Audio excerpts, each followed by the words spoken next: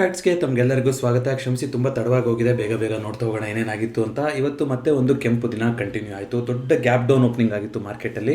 ಅದಾದಮೇಲಿಂದ ಏನಾಗಿತ್ತು, ಕೊನೆಯ ದಿನ ಒಂದೇ ರೇಂಜಲ್ಲಿ ಉಳಿದು ಕೊನೆಯ ಮೂಮೆಂಟಲ್ಲಿ ಒಂದು ಒಳ್ಳೆ ರೀತಿಯಂಥ ಸ್ಪೈಕ್ ಬಂದು ಅದು ಕೂಡ ಸೆಲ್ ಆಫ್ ಬಂದು 24,600 ತನಕ ಟೆಸ್ಟ್ ಮಾಡಿ ಕೊನೆಗೆ 24,500ಕ್ಕಿಂತ ಕೆಳಗಡೆ ನಿಫ್ಟಿ ಕ್ಲೋಸಿಂಗ್ ಆಗಿದೆ. ಇವತ್ತು ರೇಂಜ್ ಅಂತ ನೀವು ನೋಡಿದ್ರೆ ಒಳ್ಳೆ ರೇಂಜನ್ನು ಇವತ್ತು 24,480ರಲ್ಲಿ ಮಾರ್ಕೆಟ್ ಕ್ಲೋಸಿಂಗ್ ಆಗಿದೆ, which is a weak sign only. ಅಂದರೆ ಒಂದು ಸೆಲ್ ಆನ್ ರೈಸ್ ಥರ ಸೆಂಟಿಮೆಂಟ್ ಈಗಲೂ ಕೂಡ ಮಾರ್ಕೆಟಲ್ಲಿ ಕಾಣಿಸ್ತಾ ಇದೆ. ಬ್ಯಾಂಕ್ ನಿಫ್ಟಿನಲ್ಲೂ ಕೂಡ 1000 ಪಾಯಿಂಟ್ಗಳ ಕರೆಕ್ಷನ್ ಬಂತು. ಸೆನ್ಸೆಕ್ಸಲ್ಲಿ, mid cap Nifty, fin Nifty ಎಲ್ಲದರಲ್ಲೂ ಕೂಡ ದೊಡ್ಡ ಕರೆಕ್ಷನ್ ಬಂದಿದೆ. ವಿಕ್ಸು 21 ಮೇಲ್ಗಡೆ ಇದೆ, ಆದರೆ 23% ಜಾಸ್ತಿ ಆಗಿದೆ ಇವತ್ತು.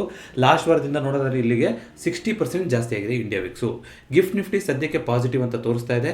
ಇದಕ್ಕೆ ಮೇನ್ ಕಾರಣ ಏನಾಯಿತು ಅಂತಂದರೆ, ನಮ್ಮ ಮಾರ್ಕೆಟ್ ಕ್ಲೋಸ್ ಆಗಿ Asian market, Europe, American market ಕಡೆಗೆ ಹೋಗ್ದಂಗೂ ಕೂಡ ಕ್ರೂಡಲ್ಲಿ ಒಂದಿಷ್ಟು ಸ್ಟೆಬಿಲಿಟಿ ಅಂತ ಬರ್ತಾ ಇತ್ತು. ಇದಕ್ಕೆ ಕಾರಣ ಎರಡಿದೆ. ಒಂದು, ನೀವು ನಿನ್ನೆ ಏನು ಟ್ರಂಪ್ ಅವ್ರದ್ದು ಕೇಳಿರ್ತೀರಾ, ಏನೋ ಒಂದು ಅಲ್ಲಿದ US ಇನ್ಶೂರೆನ್ಸ್ ಕಾರ್ಪೊರೇಷನ್ನು ಇನ್ಮೇಲಿಂದ ಅಲ್ಲಿ ಹೋಗುವಂಥ ಹಡಗುಗಳಿಗೆ ಇನ್ಮೇಲೆ ಇನ್ಶೂರೆನ್ಸ್ ಕೊಡ್ತೀವಿ, ಬೇಕಾದರೆ ನಾವು ಎಸ್ಕಾರ್ಟ್ ಮಾಡಿ ನಿಮ್ಮನ್ನ ಸ್ಟ್ರೈಟ್ ಆಫ್ ಹೊರ್ಮೋಸ್ ಏನು ಇರಾನ್ ಹತ್ರ ಇದೆಯಲ್ಲ ಅದನ್ನು ದಾಟಿ ಹೋಗೋ ತನಕ ನಾವು ಬಿಟ್ಟು ಬೇಕಾದ್ರೆ ಬರ್ತೀವಿ ನಿಮ್ಮನ್ನ ಅಂತ ಹೇಳಿದರು. ಸೊ ಯಾವುದು ಕೂಡ ಅಲ್ಲಿ ವರ್ಲ್ಡ್ ಇದಕ್ಕೆ ಏನು ತೊಂದರೆ ಆಗಬಾರ್ದು, ಕ್ರೂಡ್ ಸಪ್ಲೈಗೆ ಅನ್ನೋ ಥರ ಹೇಳಿದರು ಅವರು. ಅದ್ರ ತಕ್ಕಂಗೆ ಇರಾನು ನಾವು ಈ ರೀಜನ್ನ ಫುಲ್ ನಾವು ಕಂಟ್ರೋಲ್ ತೊಗೊಂಡಿದ್ದೀವಿ, ಯಾರು ಬರ್ತಾರೆ ನೋಡೇ ಬರೋಣ ಅಂತಲೂ ಇತ್ತು. ಸೊ ಇದೆಲ್ಲ ಮಧ್ಯೆ ಏನು ಅಷ್ಟೊಂದು ರಿಯಾಕ್ಟ್ ಕೊಟ್ಟಿರಲಿಲ್ಲ. ಆದರೆ ಇವತ್ತು ಮಾರ್ಕೆಟು ಸ್ಟೆಬಿಲೈಸ್ ಆಗ್ತಾ ಹೋಯಿತು. ಎಸ್ಪೆಷಲಿ ಕ್ರೂಡಲ್ಲಿ ಕ್ರೂಡ್ 1% ಕರೆಕ್ಷನ್ ಕೂಡ ಕಾಣಿಸ್ತು ಇವತ್ತು. ಸೊ ಕ್ರೂಡಲ್ಲಿ ಸ್ವಲ್ಪ ಸ್ಟೆಬಿಲಿಟಿ ಆಗ್ತಾ ಇರೋದು ಮಾರ್ಕೆಟು ಪಾಸಿಟಿವ್ ಆಗಿ ನೋಡ್ತಾ ಇದೆ.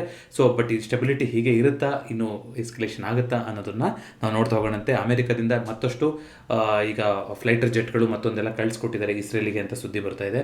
ಇರಾನು ಕೂಡ ನೋಡಿ, ಇದು ನಿನ್ನೆ ಐ ಥಿಂಕ್ ಇದರಲ್ಲಿ ನಾನು ಕಮ್ಯುನಿಟಿ ಟ್ಯಾಬಲ್ಲಿ ಅಪ್ಡೇಟ್ ಮಾಡಿದ್ದೆ. ಇರಾನ್ದು ಯುದ್ಧ, ಯುಕ್ರೇನ್ ರಷ್ಯಾ ಯುದ್ಧ ಕಂಪೇರ್ ಮಾಡಿದ್ರೆ ತುಂಬ ಡಿಫ್ರೆಂಟಾಗಿ ನಿಲ್ಲುತ್ತೆ. ಯಾಕೆ ಅಂತಂದರೆ, ಇರಾನ್ ಹತ್ರ ಸಾಕಷ್ಟು ಮಿಸೈಲ್ಗಳಿದೆ. ಅವರು ಸುಮಾರು ವರ್ಷದಿಂದ ಈ ಯುದ್ಧಕ್ಕೆ ಪ್ರಿಪೇರ್ ಆಗಿದ್ರು ಅಂತಲೂ ಕೂಡ ಬರ್ತಾ ಹೋಗುತ್ತೆ. ಸೊ ಪ್ರತಿ ದಿನಕ್ಕೆ 400 ಮಿಸೈಲ್ಗಳನ್ನು ಅವರು ಮ್ಯಾನುಫ್ಯಾಕ್ಚರ್ ಮಾಡುವಂಥ ಕೆಪಾಸಿಟಿ ಕೂಡ ಇದೆ ಅವ್ರ ಹತ್ರ.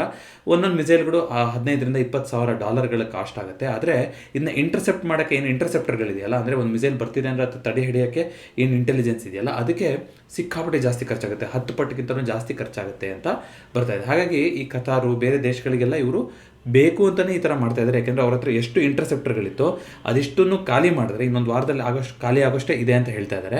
ಆ ಥರ ಆಯಿತು ಅಂತಂದರೆ ಆವಾಗ ಮಿಸೈಲ್ಗಳು ಒಳಗಡೆ ಹೋಗಿ ಬೀಳಕ್ಕೆ ಶುರುವಾಗುತ್ತೆ. ಬಿದ್ದರೆ ಆವಾಗ ಅಮೆರಿಕಾಗೆ ಪ್ರೆಷರ್ ಹಾಕೋಕ್ಕೆ ಶುರು ಮಾಡ್ತಾರೆ, ಈ ವಾರನ ನಿಲ್ಲಿಸಿ ಅಂತ.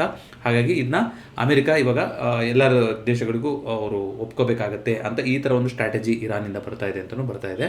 ಸೊ ನೋಡೋಣ ಇದೆಲ್ಲ ಯಾವ ರೀತಿ ಆಗುತ್ತೆ ಅಂತ. ಬಟ್ ಸದ್ಯಕ್ಕೆ ಆಗ್ತಾರ ಬೆಳವಣಿಗೆ ನೋಡಿದ್ರೆ ಇದು ಎಲ್ಲೂ ನಿಲ್ಲ ಥರ ಅಂತೂ ಕಾಣಿಸ್ತಾ ಇಲ್ಲ. ಇಸ್ರೇಲ್ ಪ್ರೈಮ್ ಮಿನಿಸ್ಟರ್ ಹೇಳಿದ್ದಾರೆ, ಇದು ಎಂಡ್ಲೆಸ್ ವಾರ್ ಆಗಲ್ಲ, ಕೊನೆ ಇಲ್ಲದ ಯುದ್ಧ ಆಗಲ್ಲ, ಇದು ಕೊನೆ ಮಾಡ್ತೀವಿ ಅಂತ ಹೇಳ್ತಾ ಇದ್ದಾರೆ. ಆದರೆ ಸದ್ಯಕ್ಕೆ ಆ ಥರ ಲಕ್ಷಣಗಳು ಕಾಣಿಸ್ತಾ ಇಲ್ಲ. ದೊಡ್ಡ ಪ್ರಮಾಣದಲ್ಲಿ ಅಲ್ಲಿ ಜೀವಹಾನಿ ಆಗ್ತಾ ಇದೆ. 800 ಜನ ತೀರೋಗಿದ್ದಾರೆ ಇರಾನಲ್ಲಿ ಇದುವರೆಗೆ ಒಂದು ಬಂದಿದೆ. ಅದೇ ರೀತಿಯಾಗಿ ಇರಾನು ಕೂಡ ಇಸ್ರೇಲ್ನ ಸ್ಕೈ ಟವರ್ಸು ಇದ್ರ ಮೇಲೆಲ್ಲ ಕೂಡ ಅಟ್ಯಾಕ್ ಮಾಡಿದೆ ಅಂತ ಬರ್ತಾ ಇದೆ. ಸೊ ನೋಡೋಣಂತೆ ಯಾವ ರೀತಿ ಆಗ್ತಾ ಹೋಗುತ್ತೆ ಅಂತ. ಗೋಲ್ಡ್ ಸಿಲ್ವರು ಇವತ್ತು ಪಾಸಿಟಿವ್ ಆಗಿತ್ತು. ಸಿಲ್ವರ್ 1 ಪಾಯಿಂಟಲ್ಲಿ ಇನ್ನೂ ಕೂಡ ಮೇಲ್ಗಡೆ ಹೋಗಿತ್ತು. ಗೋಲ್ಡು ಕೂಡ ಕೊನೆಗೆ ಒಂದು ಸ್ವಲ್ಪ ಕರೆಕ್ಷನ್ ಬಂದಿದೆ. 1% 2% ಅಪ್ಪಲ್ಲೇ ನಡೀತಾ ಇದೆ ಎರಡೂ ಕೂಡ. ಹಾಗೆಯೇ ಕ್ರೂಡಿಂದು ಆಲ್ರೆಡಿ ನಾವು ಮಾತಾಡಿದ್ವಿ. ಇನ್ನು ನ್ಯಾಚುರಲ್ ಗ್ಯಾಸು ಕೂಡ ಇವತ್ತು ಕರೆಕ್ಷನ್ನ ತೊಗೊಂತು. ಐ ಥಿಂಕ್ 5% ಕರೆಕ್ಷನ್ ಆಗಿದೆ ಇವತ್ತು ನ್ಯಾಚುರಲ್ ಗ್ಯಾಸು. ರುಪಿ ತುಂಬ ವೀಕ್ ಆಗ್ತಾ ಇದೆ. ಈ ಒಂದು ಮ್ಯಾಕ್ರೋ ಥಿಂಗ್ ಮಾತ್ರ ವರ್ಕ್ ಆಗ್ತಾನೆ ಇಲ್ಲ. ಯಾಕೆಂದರೆ ಈಗ ಕ್ರೂಡ್ ಮೇಲೆ dependency again. So crude costly ಆಯಿತು ಅಂತಂದರೆ ಮತ್ತೆ ರುಪಿ ಕೆಳಗಡೆ ಬಿದ್ದೇ ಹೋಗುತ್ತೆ. ಸೊ ಇನ್ನೊಂದು 25 ದಿನಕ್ಕೆ ಆಗೋಷ್ಟು ಕ್ರೂಡು ಇಂಡಿಯಾದಲ್ಲಿ ಅಂತ ಹೇಳ್ತಾ ಇದ್ದಾರೆ. ಅದಕ್ಕಿಂತ ಜಾಸ್ತಿ ಪ್ರಮಾಣದಲ್ಲಿ ಏನಾದರೂ ಸಪ್ಲೈಗೆ ಆಚೆ ಈಚೆ ಆಯಿತು ಅಂತಂದರೆ ಆಗ ಮತ್ತೆ ರಷ್ಯಾ ಬಾಗಿಲು ತಟ್ಟಬೇಕಾಗತ್ತೆ. ಆಲ್ರೆಡಿ ರಷ್ಯಾದ ಹತ್ರ ಚರ್ಚೆದಲ್ಲಿದ್ದಾರೆ ಅಂತಲೂ ಕೂಡ ಬಂದಿದೆ ಸುದ್ದಿ. ಸೊ ಸ್ಯಾಂಕ್ಷನ್ಗಳು, ಟ್ರೇಡ್ ಡೀಲ್ಗಳು ಇದೆಲ್ಲದರ ಮಧ್ಯದಲ್ಲಿ ಈಗ ಅಲ್ಲಿಂದ ತರಿಸ್ಕೊಳೋಕ್ಕೆ ಯುರೋಪಿಯನ್ ಕಂಟ್ರೀಸ್ಗಳು ಕೂಡ ಒಪ್ತವೆ. ಯಾಕೆಂದರೆ ಅಲ್ಲಿ ಡಿಸ್ರಪ್ಷನ್ ಆಯಿತು ಅಂತಂದರೆ ಅಲ್ಲಿಂದ ತರಿಸ್ಬೋದು ಅಂತ ಎಲ್ಲರೂ ಕೂಡ ಒಪ್ಕೊಳ್ಳೇಬೇಕಾಗುತ್ತೆ ಅನಿಸುತ್ತೆ. ಸೊ ಅದೇ ಕಾರಣಕ್ಕೆ ಟ್ರಂಪ್ ಅವರು ಕೂಡ ಇವಾಗ ಎಲ್ಲ ಮತ್ತೆ ರಷ್ಯಾದಿಂದ ಹೋಗ್ತಾರೆ ಅಂತ, ಏನೋ ನಾವು ಎಸ್ಕಾರ್ಟ್ ಮಾಡಿ ಬಿಟ್ಕೊಡೋ ತನಕ ನಿಮಗೆ ಬರ್ತೀವಿ, ಏನೂ ತೊಂದರೆ ಆಗೋದಿಲ್ಲ, ಏನು ಮಿಡ್ಲ್ ಈಸ್ಟಿಂದ ಏನು ಹೋಗ್ತಾ ಇದೆಯೋ ಆಯಿಲ್ಗಳು ಹಾಗೆ ಹೋಗುತ್ತೆ ಅಂತೆಲ್ಲ ಹೇಳ್ತಾ ಇದ್ದಾರೆ. ನೋಡೋಣ ಅದೇನಾಗುತ್ತೆ ಅಂತ. ಬಿಟ್ಕಾಯಿನ್ ಇವತ್ತು 7% ಜಂಪ್ ಆಗಿದೆ, 73,000ಗಿಂತಲೂ ಜಾಸ್ತಿ ದಾಟಿದೆ. ನೋಡೋಣ ಇದು ಇದೇ ರೀತಿ ಸಸ್ಟೈನ್ ಆಗುತ್ತೆ ಏನು ಅಂತ. ಓವರಾಲ್ ಮಾರ್ಕೆಟ್ ಅಂತ ನೋಡ್ತಾ ಬರ್ತಾಯಿದ್ರೆ ಭಾರತೀಯ ಏರ್ಟೆಲ್ಲು, ಕೋಲ್ ಇಂಡಿಯಾ ಬಿಟ್ಟರೆ ಇನ್ಯಾವುದು, ಇನ್ಫೋಸಿಸು, ಈ 3 ಸ್ಟಾಕ್ಗಳು ಪಾಸಿಟಿವ್ ಆಗಿತ್ತು. ಇನ್ನೆಲ್ಲದರಲ್ಲೂ ಕೂಡ ನೆಗೆಟಿವಿಟಿನ ಬಂದಿದೆ. FMCGಗೆ ಒಂದಿಷ್ಟು ಏಜೆನ್ಸಿಗಳು ರೀರೇಟಿಂಗನ್ನು ಕೂಡ ಕೊಟ್ಟಿದ್ದಾರೆ. ಸಾಮಾನ್ಯವಾಗಿ FMCG ಕಂಪ್ನಿಗಳನ್ನ ಇಂಥ ಟೈಮಲ್ಲಿ ಡಿಫೆನ್ಸಿವ್ ಸೆಕ್ಟರ್ ಅಂತ ಕರಿತಾ ಹೋಗ್ತೀವಿ. ಏನೋ ಯುದ್ಧ ಆಯಿತು ಮತ್ತೊಂದು ಆಯಿತು ಅಂತಂದರೆ ಇದಂತೂ ಏನೂ ಚೇಂಜ್ ಆಗಲ್ಲ ಅಂತ. ಆದರೆ ರಾ ಮೆಟೀರಿಯಲ್ ಮೇಲೂ ಕೂಡ ಇವಾಗ ಪ್ರಭಾವ ಬೀಳ್ತಾ ಇರೋದ್ರಿಂದ ಕ್ರೂಡಲ್ಲಿ, ಸೊ ಅಲ್ಲೂ ಕೂಡ FMCGನಲ್ಲೂ ಕೂಡ, ಯಾಕೆಂದರೆ ಪಾಮ್ ಆಯಿಲ್ನ ತುಂಬ ಜಾಸ್ತಿ ಯೂಸ್ ಮಾಡ್ತಾರೆ, ಅಲ್ಲೂ ಕೂಡ ಎಫೆಕ್ಟ್ ಬೀಳ್ತಾ ಇದೆ.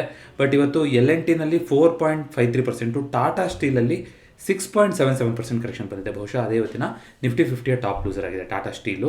ಅದೇ ರೀತಿಯಾಗಿ ನಿಫ್ಟಿ ನೆಕ್ಸ್ಟ್ 50 ಅಂತ ನೋಡೋದಾದ್ರೂ ದೊಡ್ಡ ಪ್ರಮಾಣದಲ್ಲಿ ಕರೆಕ್ಷನ್ಗಳು ಬಂದಿರುವಂಥ ಸ್ಟಾಕ್ಗಳಿದೆ.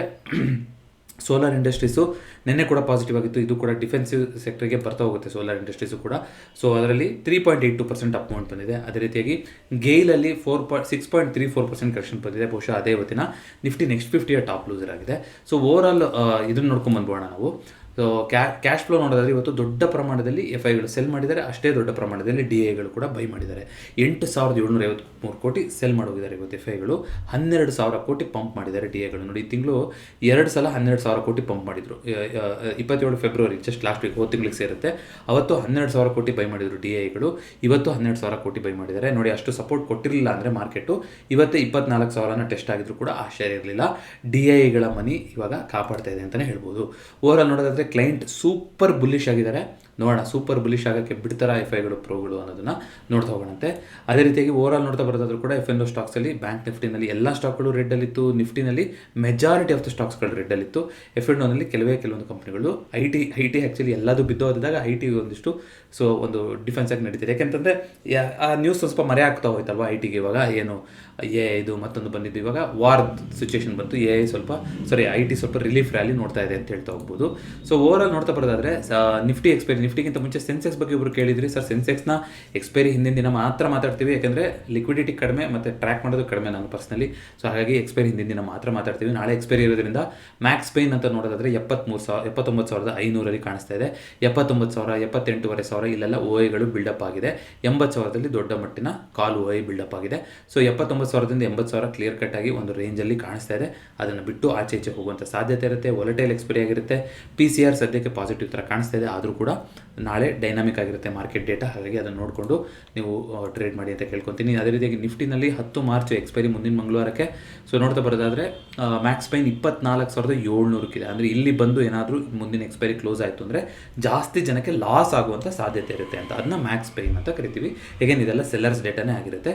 25,000ದಲ್ಲಿ ದೊಡ್ಡ ರೆಸಿಸ್ಟೆನ್ಸ್ ಇದೆ. ಮಧ್ಯದಲ್ಲಿ ಯಾವುದು ಕೂಡ ಅಂಥ ದೊಡ್ಡ ರೆಸಿಸ್ಟೆನ್ಸ್ ಬಿಲ್ಡಪ್ ಆಗಿಲ್ಲ. ಯಾಕೆ ಈ ಥರ ಆಗಿದೆ ಅಂತ ನಿಮ್ಗೆ ಅನ್ಸೋದಾದರೆ, ಇವತ್ತು ಓಪನ್ ಆದಮೇಲಿಂದನೇ ಕೂಡ ಸುಮಾರು ಒಂದಿಷ್ಟು ಚೇಂಜಸ್ಗಳು ಬರ್ತಾ ಹೋಗಿರುತ್ತಲ್ವ. ಅಂದರೆ ಇದನ್ನ ನೀವು ನೋಡ್ತಾ ಹೋಗ್ಬೋದು. ಈಗ ಫಸ್ಟ್ 30 ನಿಮಿಷದಲ್ಲಿ ಯಾವ ಥರ ಇತ್ತು ಮಾರ್ಕೆಟ್ ಓಪನ್ ಆದಾಗ 24,350 ಇಲ್ಲೆಲ್ಲ ನೋಡಿ, ಇಲ್ಲಿ ಸಪೋರ್ಟ್ ಬಿಲ್ಡಪ್ ಆಗೋಕ್ಕೆ ಶುರುವಾಗ್ತಾ ಹೋಯಿತು.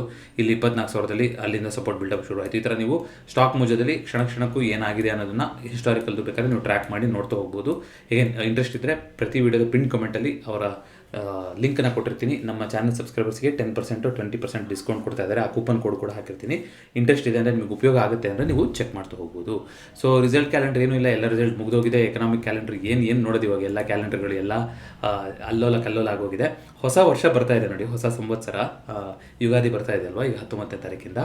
ಮುಂದಿನ ಸಂವತ್ಸರದ ಹೆಸರು, ಸಂವತ್ಸರ ಪ್ರತಿ ವರ್ಷ ಒಂದೊಂದು ಸಂವತ್ಸರ ಇರುತ್ತಲ್ವ, ಪರಾಭವ ಅಂತ ಇದೆ ಸಂವತ್ಸರದ ಹೆಸರು. ನೋಡಿ ಹೆಂಗಿದೆ ಹೆಸರು ಅಂತ. 60 ವರ್ಷಕ್ಕೆ ಒಂದ್ಸಲ ಸಂವತ್ಸರಗಳು ರಿಪೀಟ್ ಆಗ್ತಾ ಹೋಗುತ್ತೆ. ಎಂಥ ಕೋಇನ್ಸಿಡೆನ್ಸ್ ನೋಡಿ. ಯಾರಿಗೆ ಪರಾಭವ ಅಂದರೆ ಡಿಫೀಟೆಡ್ ಅಲ್ವಾ. ಯಾರಿಗೆ ಡಿಫೀಟ್ ಆಗ್ತಾರೆ, ಏನು ಕತೆ ಅನ್ನೋದನ್ನು ನೋಡ್ತಾ ಹೋಗಬೇಕು ಮುಂದಿನ ಸಂವತ್ಸರದಲ್ಲಿ. ಇದ್ರ ಜೊತೆಗೆ ಗ್ರಹಣ ಇದು ಬಂದಿದ್ದು ಕೂಡ ಆ ಆ್ಯಂಗಲಿಂದನೂ ಕೂಡ ಎಲ್ಲರೂ ಕೂಡ ಆತಂಕನೇ ತೋರಿಸ್ತಾ ಇದ್ದಾರೆ. ಗ್ರಹಣದಿಂದ ಇದರಿಂದ ವಾರ್ ಎಫೆಕ್ಟ್ ಆಗಿರುತ್ತೆ ಹೇಗಿರುತ್ತೆ ಅಂತ. ಬಟ್ ಎಲ್ಲದನ್ನು ಆಚೆ ಮಾಡೋವಂಥ ಜನ ಅಲ್ಲಿ ಕೂತಿದ್ದಾರೆ. ನೋಡೋಣ ಇದೆಲ್ಲ ಎಲ್ಲಿಗೆ ತೊಗೊಂಡು ಹೋಗ್ತಾರೆ, ಎಲ್ಲಿಗೆ ಹೋಗುತ್ತಿದೆಲ್ಲ ಅಂತ. ಬಟ್ ಸದ್ಯಕ್ಕಂತೂ ನೋಡ್ತಾ ಇರೋ ಬೆಳವಣಿಗೆ ನೋಡಿದ್ರೆ ಮುಗಿಯೋ ಥರ ಕಾಣಿಸ್ತಾ ಇಲ್ಲ. ಆ್ಯಂಡ್ ಇದೇ ರಷ್ಯಾ ಮತ್ತು ಚೈನಾಗೂ ಕೂಡ ಬೇಕಾಗಿರುವಂಥದ್ದು. ಯಾಕೆ ಬೇರೆಯವರು ಯುದ್ಧದಲ್ಲಿದ್ದಾಗ ಎಷ್ಟು ಇದು ಮಾಡ್ತಿದ್ರು, ಈಗ ಅಮೆರಿಕನೇ ಆ ಒಂದು ಟ್ರ್ಯಾಪಲ್ಲಿ ಸಿಗಾಕೊಳ್ಳೋಂಥ ಪರಿಸ್ಥಿತಿ ಬರ್ತಾ ಹೋಯಿತು. ಎಲ್ಲಿ ತನಕ ಅಮೆರಿಕ ಏಡ್ ಮಾಡಿ ಮುಂದುವರ್ಸ್ಕೊಂಡು ಹೋಗ್ತಾರೆ ಅನ್ನೋದು ನೋಡೋಣ. ಬಟ್ ಒಂದು ನೀವು ಗಮನಿಸಬೇಕು, ಇಸ್ರೇಲು ಅಮೆರಿಕ ಜಂಟಿ ಯುದ್ಧ ಮಾಡ್ತಾ ಇದ್ದಾರೆ, ಇರಾನ್ ಏಕಾಂಗಿಯಲ್ಲಿ ಹೋರಾಟ ಮಾಡ್ತಾ ಇದ್ದಾರೆ. ಸ್ಲೋಲಿ ಒಂದಿಷ್ಟು ಕಂಟ್ರೀಸ್ಗಳು ಜಾಯ್ನ್ ಆದರೂ ಕೂಡ ಸಾಧ್ಯತೆ ಇದೆ. ಅಂದರೆ ಒಂದಿಷ್ಟು ರೂಮರ್ಸ್ ಬರ್ತಾ ಇತ್ತು ಇವತ್ತು, ನಾರ್ತ್ ಕೊರಿಯಾದವರು ಮಿಸೈಲ್ಸ್ನ ಕೊಟ್ಟು ಕಳಿಸ್ತೀವಿ ಈ ಥರ ಅಂತ. ಅದರ ಅಫಿಷಿಯಲ್ ಸ್ಟೇಟ್ಮೆಂಟ್ ನನಗೆಲ್ಲೂ ಕಾಣಿಸ್ಲಿಲ್ಲ. ಹಾಗಾಗಿ ಆ ಥರ ಆಗುವಂಥ ಚಾನ್ಸಸ್ಗಳು ಕೂಡ ಇರುತ್ತೆ. ನೋಡೋಣ ಇವೆಲ್ಲ ಎಲ್ಲಿಗೆ ಹೋಗಿ ಮುಟ್ಟತ್ತೆ ಅಂತ. ಬಟ್ ಆ್ಯಸ್ ಎನ್ ಇನ್ವೆಸ್ಟರ್ ನೀವೇನು ಮಾಡಬೇಕು ಅಂತ ನೆನ್ನೆನೂ ಕೂಡ ಹೇಳಿದ್ದೀನಿ. GTT ಆರ್ಡರ್ಗಳನ್ನು ಇಡಿ. GTT ಆರ್ಡರ್ ಹೇಗಿಡೋದು ಅಂತ ಕೈ ಟ್ವಿಟರ್ನಲ್ಲಿ ಪ್ಲೇಲಿಸ್ಟಲ್ಲಿ ವಿಡಿಯೋ ಇದೆ.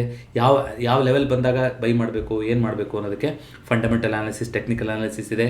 ಟ್ರೇಡ್ ಟೂಲ್ಸಲ್ಲಿ ಮೂವಿಂಗ್ ಆವ್ರೇಜ್ ಬಗ್ಗೆ ವಿಡಿಯೋ ಮಾಡಿದ್ದೀವಿ. ದಯವಿಟ್ಟು ಯಾರಾದರೂ ಚೆಕ್ ಮಾಡಿಲ್ಲ ಅಂತಂದರೆ ಈ ವಿಡಿಯೋ ಎಂಡಿಗೆ ಟ್ರೇಡ್ ಟೂಲ್ಸ್ದು ಮೂವಿಂಗ್ ಆವ್ರೇಜ್ ವೀಡಿಯೋ ಕೊಟ್ಟಿರ್ತೀನಿ. ಸರಳವಾಗಿ ಸಿಂಪಲ್ ಆಗಿ ನೀವು 100 ಡೇ 200 ಡೇ ಮೂವಿಂಗ್ ಆವ್ರೇಜ್ನ ಡೈಲಿ ಕ್ಯಾಂಡಲಲ್ಲಿ ವೀಕ್ಲಿ ಕ್ಯಾಂಡಲಲ್ಲಿ ಹಾಕೊಂಡು ನೋಡಿಕೊಂಡು ಆ ಲೆವೆಲ್ ರೆಫರೆನ್ಸಾಗಿ ಇಟ್ಕೊಂಡು ಕೂಡ ನಾವು ಇನ್ವೆಸ್ಟ್ ಮಾಡ್ತಾ ಹೋಗ್ಬೋದು. ಯಾವುದೇ ಇನ್ವೆಸ್ಟ್ಮೆಂಟ್ ಮಾಡೋದಾದರೆ ಲಮ್ಸಮ್ ಇನ್ವೆಸ್ಟ್ಮೆಂಟ್ ಮಾಡೋಕ್ಕೆ ಖಂಡಿತವಾಗ್ಲೂ ಒಳ್ಳೆಯ ಅವಕಾಶ. ಆದರೆ ಅಷ್ಟು ದುಡ್ಡನ್ನು ₹100 ಅಂದರೆ ₹100 ಒಂದೇ ಸಲ ಇನ್ವೆಸ್ಟ್ ಮಾಡೋಕ್ಕೆ ಹೋಗ್ಬಿಡಿ. ಯಾಕೆಂದರೆ ಮಾರ್ಕೆಟ್ ಎಲ್ಲಿ ತನಕ ಹೋಗುತ್ತೆ ಯಾರಿಗೂ ಗೊತ್ತಿರಲ್ಲ. ಟಾಪು ಬಾಟಮ್ ಹಿಡಿಯೋಕ್ಕೆ ಎಸ್ಪೆಷಲಿ ಇಂಥ ಸಿಚುವೇಷನಲ್ಲಿ ಯಾರಿಂದನೂ ಸಾಧ್ಯ ಆಗಲ್ಲ. ಹಾಗಾಗಿ ನೀವು ಅಷ್ಟನ್ನು ಒಟ್ಟಿಗೆ ಇನ್ವೆಸ್ಟ್ ಮಾಡಿದ್ರೆ ಮಾರ್ಕೆಟ್ ಇನ್ನೂ ಕೆಳಗಡೆ ಹೋದರೆ ಅಯ್ಯೋ ನಾನು ಇನ್ನೂ ಕೆಳಗಡೆ ತಗೋಬೇಕಾಗಿತ್ತು ಅಂತ ನಿಮಗೆ ಅನಿಸ್ತಾ ಹೋಗಬಾರ್ದು. ಅಥವಾ ಇಲ್ಲಿಂದನೇ ರಿವರ್ಸಲ್ ಕೊಟ್ಟು ಮಾರ್ಕೆಟ್ ಮೇಲ್ಗಡೆ ಹೋಯಿತು ಅಂದ್ರೂ ಕೂಡ ಫೋಮೋ ಬರಬಾರ್ದು ನಿಮಗೆ, ಅಯ್ಯೋ ಮಿಸ್ ಆಗೋಯ್ತಲ್ಲ ಕೆಳಗಡೆ ಬಿದ್ದಿತ್ತಲ್ಲ ಅಂತ. ಹಾಗಾಗಿ ಏನು ಮಾಡಬೇಕು, ಎಲ್ಲೆಲ್ಲಿ ಒಳ್ಳೆ ಲೆವೆಲ್ ಅಂತ ಅನಿಸುತ್ತೋ ಅಲ್ಲಿ ನಾವು ಸ್ವಲ್ಪ ಸ್ವಲ್ಪ ಹಣನ ಸ್ಟೇಜ್ ಮ್ಯಾನರಲ್ಲಿ ಡಿಪ್ಲಾಯ್ ಮಾಡ್ತಾ ಬರಬೇಕು. ಹೇಗೆ, ನ್ಯೂಸ್ ಪೇಪರಲ್ಲಿ ಬರುತ್ತೆ ಇವತ್ತು 500 ಪಾಯಿಂಟ್ಗಳ ಬಿತ್ತು ಮಾರ್ಕೆಟು, 1000 ಪಾಯಿಂಟ್ಗಳು ಬಿದ್ದಿದೆ ಅಂತ. ಅಥವಾ ಚಾರ್ಟಲ್ಲಿ ನಿಮಗೆ ಕ್ಲೀನಾಗಿ ಆಲ್ ಟೈಮ್ ಹೈಯಿಂದ 10% ಡಿಸ್ಕೌಂಟಿಗೆ ನಿಫ್ಟಿ ಬಂದಿರೋದು ಕಾಣಿಸ್ತಾ ಇದೆ ಅಂದರೆ ಅದಕ್ಕಿಂತ ಇನ್ನೇನು ಬೇಕು, ಫಸ್ಟ್ ಬ್ಯಾಚನ್ನು ಡಿಪ್ಲಾಯ್ ಮಾಡೋಕ್ಕೆ 10% ಆದಮೇಲಿಂದ ಎವ್ರಿ 1% ಕೆಳಗಡೆ ಬಿದ್ದ ಹಂಗೆ ಹೋದಂಗೂ ನಿಫ್ಟಿ ನೀವು ಡಿಪ್ಲಾಯ್ ಮಾಡ್ತಾ ಹೋಗ್ಬೋದು. ಅಥವಾ ನಿಮ್ಮ ಹತ್ರ ಇನ್ನೂ ಅಷ್ಟೊಂದು ಕ್ಯಾಪಿಟಲ್ ಇಲ್ಲ ಅಂದರೆ ಎವ್ರಿ 2% ಬಿದ್ದಾಗ ಕೂಡ ನೀವು ಮಾಡ್ತಾ ಹೋಗ್ಬೋದು. ಆ ಥರ ಸ್ಟ್ರಾಟಜಿಗಳನ್ನ ತೊಗೋಬೋದು. ಈಗ ಯಾವುದೇ ಒಂದು ಬೈಯಿಂಗ್ ರೆಕಮೆಂಡೇಷನ್ ಅಂತ ಹೇಳ್ತಾ ಇಲ್ಲ, ನೀವು ಲರ್ನಿಂಗ್ ಮಾಡಬೇಕು, ನಿಮ್ಮ ಅನಾಲಿಸಿಸ್ನ ಮಾಡ್ತಾ ಹೋಗಬೇಕು. ಬಟ್ ಯಾವತ್ತೂ ಕೂಡ ಲಮ್ಸಮಲ್ಲಿ ಇನ್ವೆಸ್ಟ್ ಮಾಡಿದಾಗ ಅಷ್ಟೂ ಕೂಡ ಒಂದೇ ಸಲ ಇನ್ವೆಸ್ಟ್ ಮಾಡಲಿಕ್ಕೆ ಹೋಗ್ಬಿಡಿ. SIPಗಳನ್ನು ಸುಮಾರು ಜನ ನಿಲ್ಲಿಸ್ತಾರೆ ಇಂಥ ಟೈಮಲ್ಲಿ, ಇನ್ನೂ ಕೆಳಗಡೆ ಬಂದಾಗ SIP ರನ್ ಆಗಲಿ ಅಂತ. ದಯವಿಟ್ಟು ಆ ಥರದ್ದು ಏನೂ ಮಾಡೋಕ್ಕೆ ಹೋಗ್ಬಿಡಿ. ನಿಮ್ಮ SIPಗಳು ಏನಿರುತ್ತೋ ಹಾಗೆ ಬಿಟ್ಬಿಡಿ, ಅದ್ರ ಪಾಡಿಗೆ ಅದು ರನ್ ಆಗ್ತಾ ಇರಲಿ, ಆ್ಯಾವ್ರೇಜ್ ಆಗ್ತಾ ಇರಲಿ, ಅದ್ರ ಬಗ್ಗೆ ತಲೆ ಕೆಡ್ಸ್ಕೊಳಕ್ಕೆ ಹೋಗ್ಬಿಡಿ. ಈ ವರ್ಷದ ನಮ್ಮ ಚಾನಲ್ನ ಧ್ಯೇಯನೇ ಏನಿದೆ, ಇನ್ವೆಸ್ಟ್ ವಿತ್ ಇಂಟೆಂಟ್. ಒಂದು ಗುರಿಗೋಸ್ಕರ ಇನ್ವೆಸ್ಟ್ ಮಾಡಬೇಕು ಅಂತ ಮಾತಾಡ್ಕೊಂಡಿದ್ದೀವಿ. ಒಂದು ಅವಕಾಶಗಳು ಅಂತ ಅನ್ಕೋಬೋದು. ಇದನ್ನೆಲ್ಲ ಮಾರ್ಕೆಟ್ ಕೊಡುವಂಥದ್ದು ಅದು ಯುದ್ಧದಲ್ಲಿ ಆಗ್ಬೋದು, ಬೇರೆ ಬೇರೆ ರೀತಿಯಲ್ಲಿ ಆಗುತ್ತೆ. ಸೊ ಅವಕಾಶ ಕೊಟ್ಟಾಗ ಇನ್ವೆಸ್ಟ್ ಮಾಡಿದ್ರೆ ಲಾಂಗ್ ರನ್ನಲ್ಲಿ ಚಾರ್ಟ್ಸ್ನ ಒಂದ್ಸಲ ಓಪನ್ ಮಾಡಿಕೊಂಡ್ರೆ ಪ್ರತಿ ಸಲ ಈ ಥರ ಆತಂಕ ಬಂದಿರುವಂಥದ್ದು ಸಾಕಷ್ಟು ಇದೆ ಹಿಂದೆ. ಆದರೆ ಆತಂಕ ಬಂದಾಗೆಲ್ಲ ಅದು ವಾಪಸ್ ಜಗತ್ತು ನಡೀಲೇಬೇಕು ಮತ್ತು ಮೇಲ್ಗಡೆ ಹೋಗಲೇಬೇಕು, ಅದು ನಡೀತಾನೆ ಇರುತ್ತೆ. ಸೊ ದಯವಿಟ್ಟು ಅದನ್ನು ಗಮನದಲ್ಲಿಟ್ಕೊಂಡು ಪ್ಯಾನಿಕ್ ಆಗದಲ್ಲೇ ಏನು ಮಾಡಬೇಕೋ ಈ ಟೈಮಲ್ಲಿ ಅಂಥದ್ದನ್ನು ಮುಂದುವರ್ಸ್ಕೊಂಡು ಹೋಗೋಣ ಅಂತ ಕೇಳ್ಕೊತೀನಿ. ಮತ್ತೊಂದು ಫಿನ್ ಫ್ಯಾಕ್ಟ್ಸ್ನೊಂದಿಗೆ ಭೇಟಿಯಾಗೋಣ. ಎಲ್ರಿಗೂ ನಮಸ್ಕಾರ.